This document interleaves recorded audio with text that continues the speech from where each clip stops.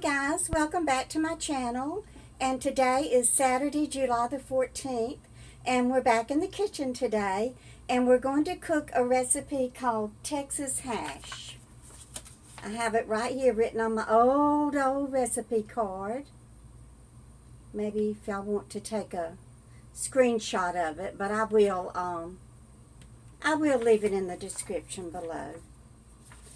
But I've probably had this recipe at least 40 years. John and I lived in Texas in 1971 through about 73. So I'm sure that's where I got the recipe from. Probably from one of my co-workers at the newspaper there in Freeport, Texas, called the Brazosport Facts. So let's get busy. So I'm going to put you down in the sink. Okay, I bought a pound of ground beef from Walmart. And it is the 85% lean, 15% fat. Of course, it just depends on how you like your meat. But the recipe does call for 1 pound, so I'm going to put it in my skillet. Okay, it calls for 2 tablespoons oil. I have some bacon grease left over, so of course I'm from Mississippi, and I'm going to use the bacon grease. Do y'all remember that tin can that your mama always had sitting on the stove that said grease? And I know my mama, she put every kind of grease imaginable in there. It might be bacon grease, it might be chicken grease, pork chop grease. Every kind of grease went into that can, and it was used over and over and over again. So, going to kind of break this up a little bit.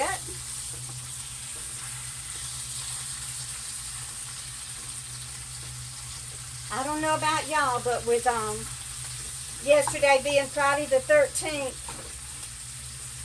I had planned on staying home all day, not even getting out. I'm very superstitious. But at about 3 o'clock, my router stopped working on my Wi-Fi.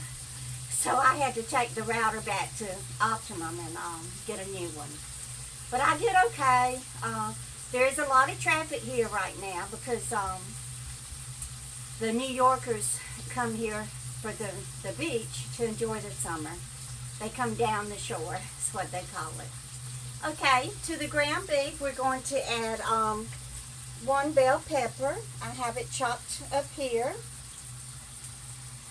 So we're just going to brown everything together, and then we'll drain it. I have 1 chopped onion.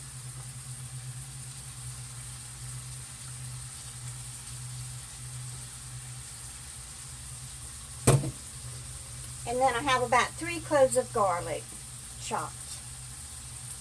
So we're just going to put everything in here and let it get nice and brown.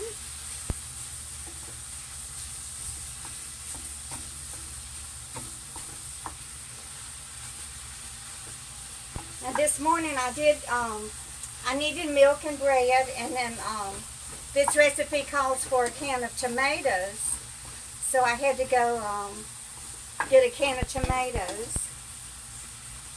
So first I went to Dollar General and got about 2 things there. And the workers there were, in the back of the store putting out merchandise. I guess their truck had just come in. Well, there was nobody there to check me out. So I just left my 2 items there on the conveyor belt and left. Well, in my right pocket I had put my EBT card in there, which stands for Electronic Benefits Transfer Card. That's my food stamps. I get $15 a month. And I'm thankful for that, because that does buy, towards the end of the month, that does buy my milk and eggs and bread and maybe a pound of bacon if I'm lucky. So, anyway, I left there and I got in my car, and I had planned to go to Walmart anyway because I had to get milk and bread there. I knew I could get the milk for about $2.50, and it's really not cheap at Dollar General. It's over $3 for a gallon of milk. So I get to Walmart and get the milk and bread and my can of tomatoes and a couple of things that I needed. And I get up to the checkout and my EBT card is not in my pocket. I reckon it fell out when I was leaving Dollar General and I reached in there and got my keys. I don't know how you men, keep from losing everything with when you reach into your pocket to get something out if there's something else in there. So that frustrated me. Of course, I went back to the dollar store, to the parking lot. I went inside to see if anybody had turned in an EBT card. They had not. So I had to call and, deactivate it. And then I had to go to the food stamp office this morning and apply for a new one, and it's going to be about a week before I get it, but at least that's taken care of. Okay, so my beef and bell pepper and onions and garlic is getting nice and brown.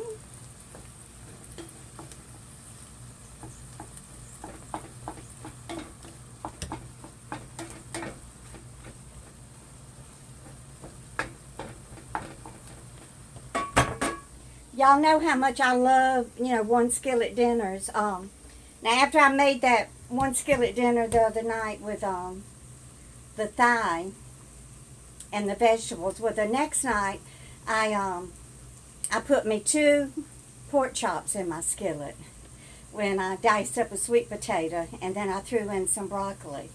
And that's what I made my one skillet meal out of that night. So maybe we'll do that one day. But we're going to drain this. And y'all know that my son Jeremy, I did a video about him teaching me to drain the beef mixture with all the grease on it, to put it in a colander, and then to rinse it in hot water. And that gets a lot of the grease off. So that's what we're going to do now. So I'm going to turn the water on here and let it get hot.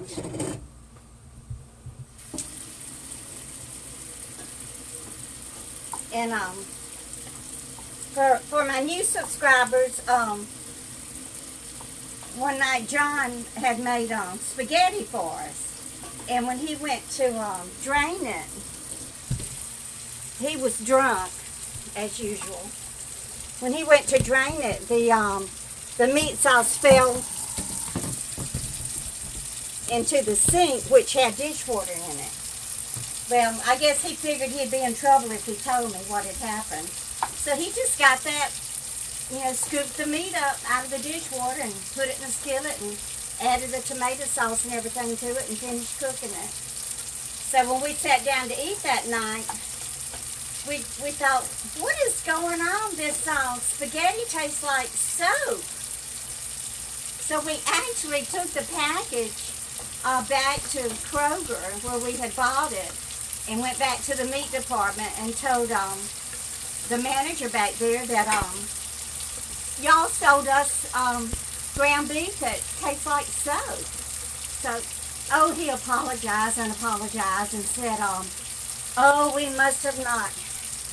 When we took the machines apart and washed them, we must have not rinsed all the soap off. So they gave us our money back. And then it wasn't until about 10 years later that John fessed up and told us that he had dropped that ground beef in the dishwater. Oh, the fun times of living with an alcoholic. So this is almost brown enough.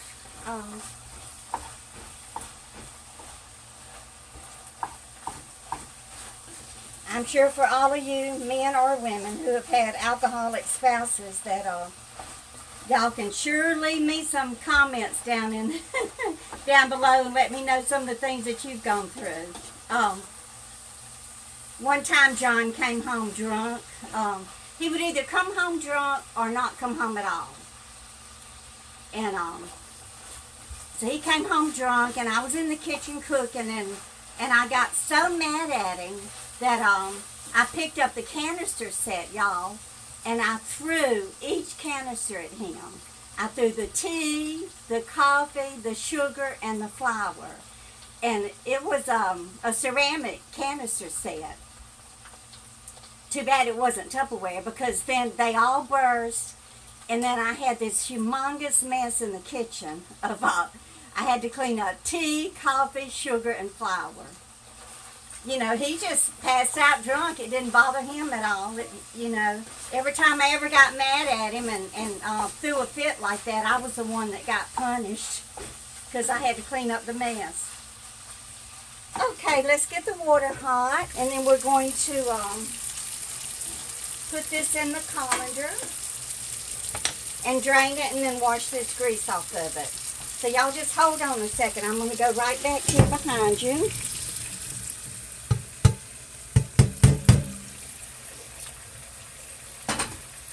Okay, let me just spray it with some hot water.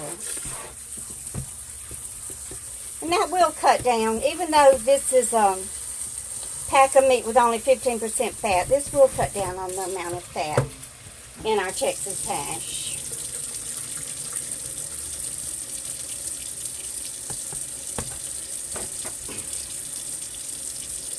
Okay, so we're going to put this back in the skillet.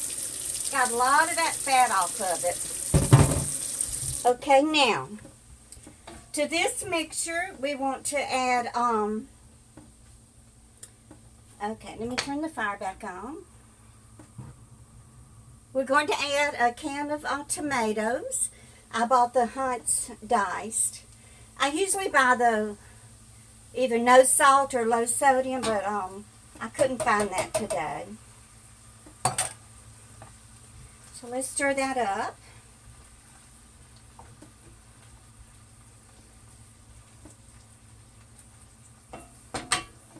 Okay, and then we're going to add 1 cup of water.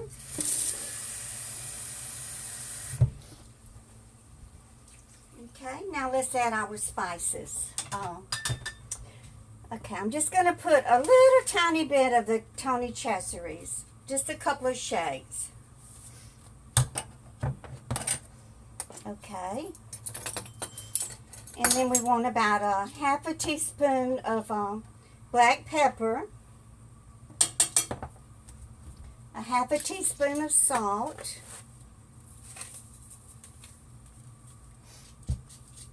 and then a little dash of Mrs. Dash. And then y'all know that my secret ingredient is Liam Perrin's Worcestershire sauce. So I'm just going to add a couple of shakes of that. Of course, that's optional. That's just my secret ingredient. A couple of bay leaves. And then, to make it Texas, y'all, we're going to add 2 teaspoons chili powder. 1, 2. Okay, let's stir this up. You know, actually, this is real similar to what I would make to, as the stuffing for stuffed bell peppers. So, you know, if you want to make it and then stuff you some bell peppers, that would be good too. Now, to this mixture, we want to add 1/2 cup of white uncooked rice. Okay.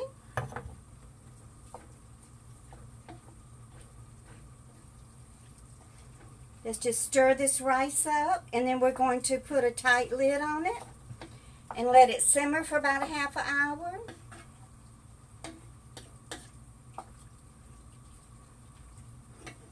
Okay, guys, this is what it looks like. So I'm just going to put it on real low temperature, and I'm going to set my timer for 30 minutes, and then I'll come back with video number 2 and show you the finished product. Bye, guys.